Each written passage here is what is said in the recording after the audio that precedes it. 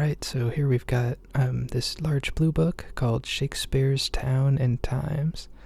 And it's got these gold designs on the cover here.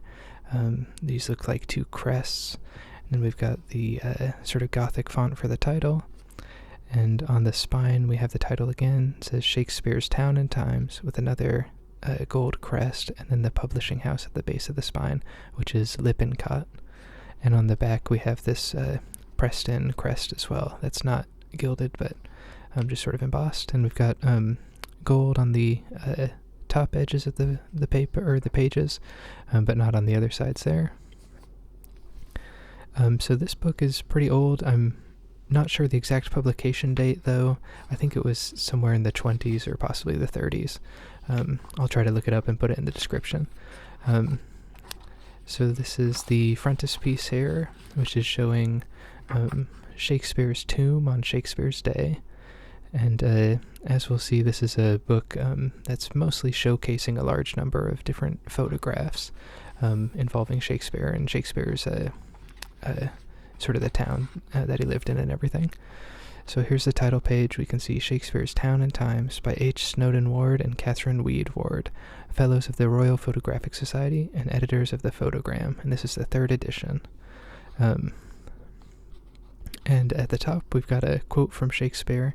It says, "Against death and all oblivious enmity shall you pace forth, your praise shall still find room, even in the eyes of all posterity that wear this world out to the ending doom."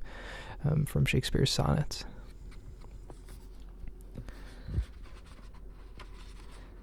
And some of these pages are a little bit loose. Here's an image of the Davenant bust.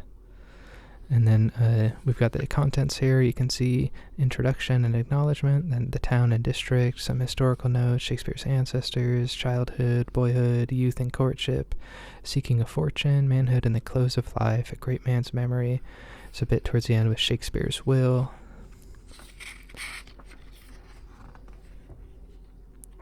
Here's another photograph showing the font at Snitterfield, where John Shakespeare was baptized. And then this is an introduction. It says, "In preparing a second edition of Shakespeare's Town and Times, we have only felt it necessary to add a few pages, using the old plates as in the first edition for the bulk of the book." And then we have the introduction to the first edition, which says, "Our task has been a simple one, to write in plain words the tale of Shakespeare's life, to picture what remained to us of the scenes that Shakespeare saw. There are lives more learned than anything we can attempt, and illustrations of Shakespeare's town more picturesque than anything we can make. But the pictures are too often fancies, the lives too seldom distinguish between fact and theory. We have tried to be simply true, and while giving our own deductions from some of the facts, to keep the facts themselves distinct." It also says down here, it says, "It is to be regretted that no photographic record could have been made a century or more ago, for the vandal and the improver have made sad havoc of the Shakespeare haunts.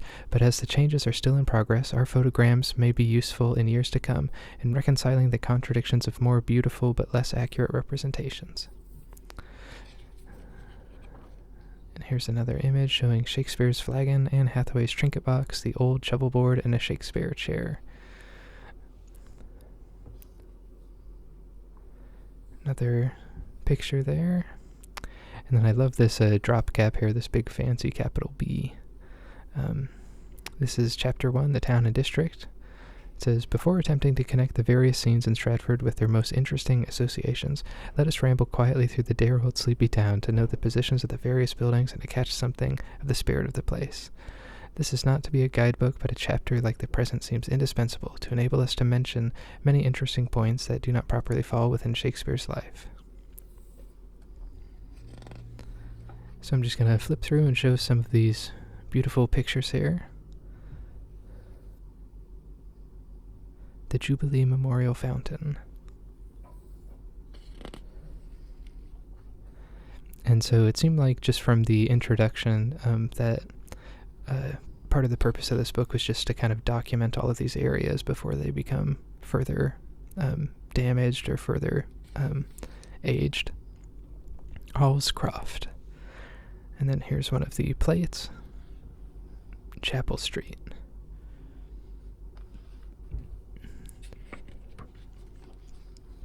This is showing Trinity Church from Mill Lane. This is Avonbank. And then Clopton Bridge from the tram bridge. And here's a Washington Irving's room. The middle row, it says no longer existing.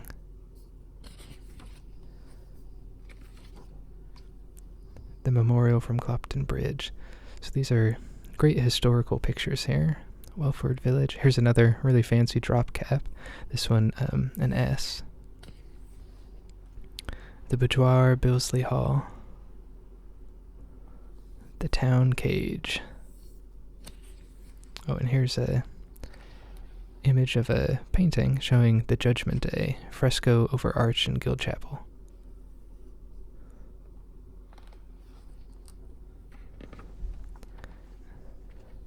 And then this is showing a priest's room in Clopton House.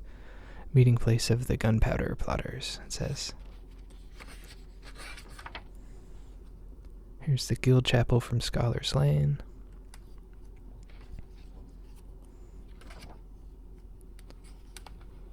The Clopton Chapel, Trinity Church.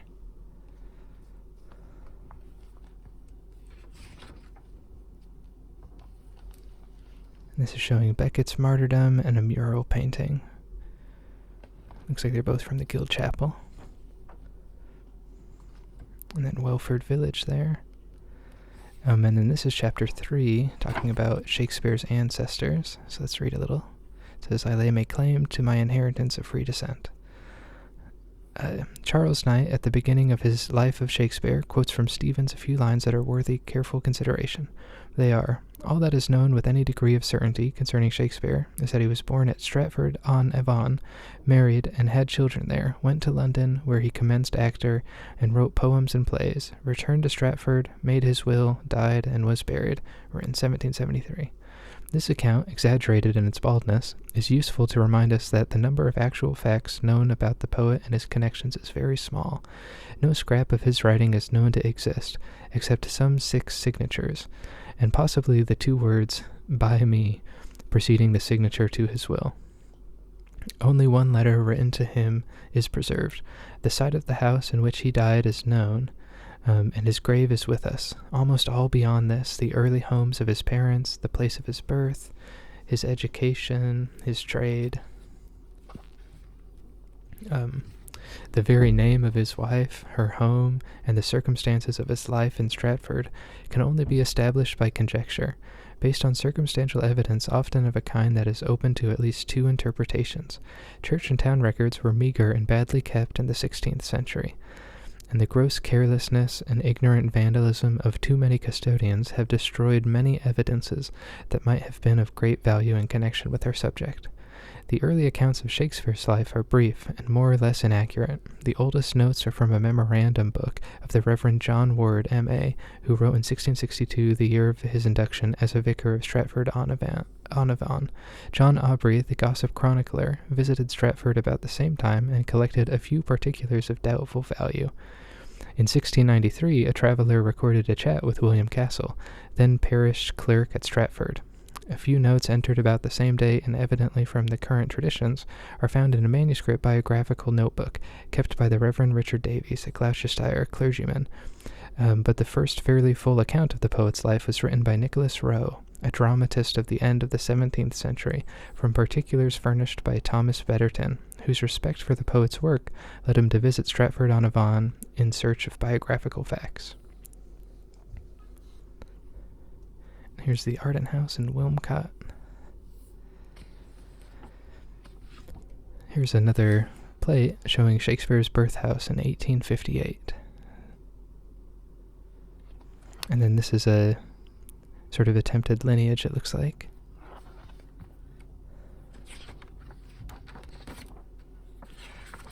Oh, this is a really pretty plate here.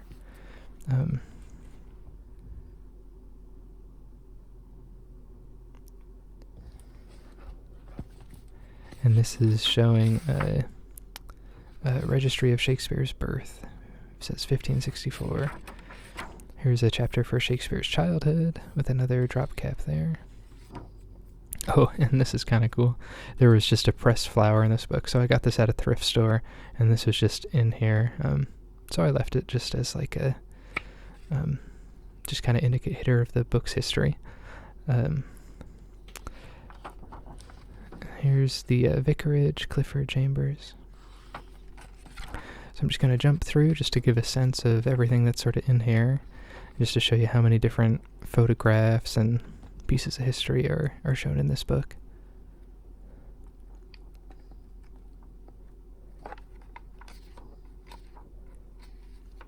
And then we're at the appendix here, and then we're coming up at the end.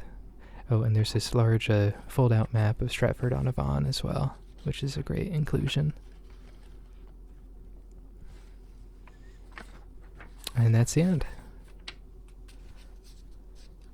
And I just want to let y'all know I'm still working on trying to get a scanner so I can start scanning some of these books to put them on a Patreon. But thanks for watching. This is Shakespeare's Town and Times. If you like the video, please leave a like and comment and subscribe. And thanks so much for watching. Okay, bye.